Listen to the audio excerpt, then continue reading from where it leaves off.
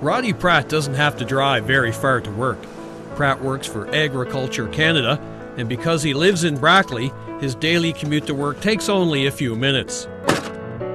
Most of us don't think very much about getting to our job every day, but thanks to a serious health scare last year, Pratt doesn't take anything for granted anymore.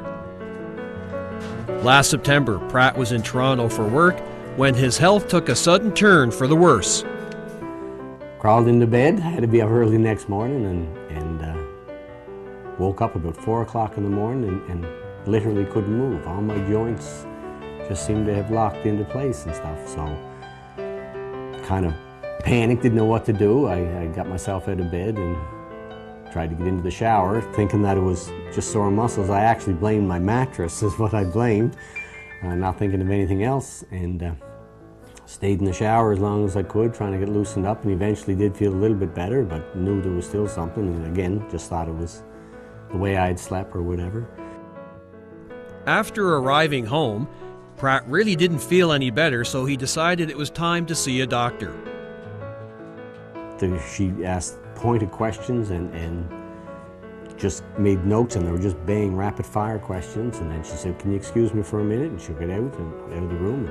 I could hear basically what I thought was her talking on the phone, and as it turned out she was. She came back in with a piece of paper and she said, "I want you to go directly to the emergency and pass this paper in, and they will take care of you."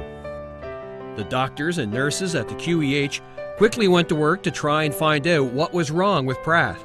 Along with help from the lab technicians, they were able to determine that Pratt was suffering from viral meningitis, a very serious and potentially life-threatening medical condition.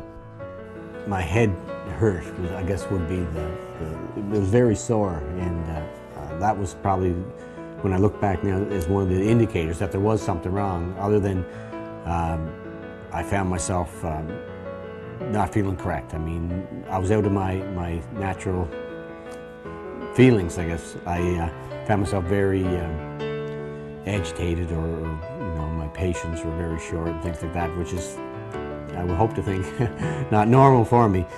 Pratt's case is an excellent example of doctors, nurses, and technicians working together to provide the best possible care for Islanders. As soon as I walked into the walk-in clinic and met with the doctor there, everything was just great, bang, bang, bang. I mean, the care that I got was top-notch. I can't say enough about it.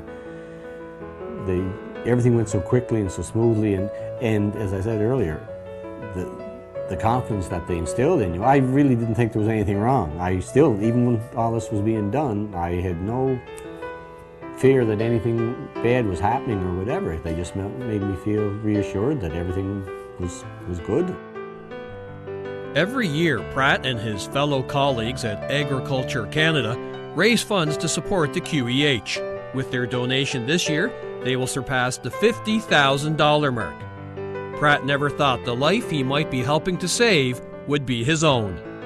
You hear about being sick or friends or relatives or family, and you never think it's going to be you. It's somebody else and stuff. But actually, it just kind of hits you, comes up out of nowheres, and you're the one that's in trouble and requires the help and stuff. So it's kind of good to know and reassuring to know that there's a place there that you can benefit from, and hopefully it makes you feel good to think that you may have been, or you and your group may have been part of providing that by your fundraising efforts and stuff.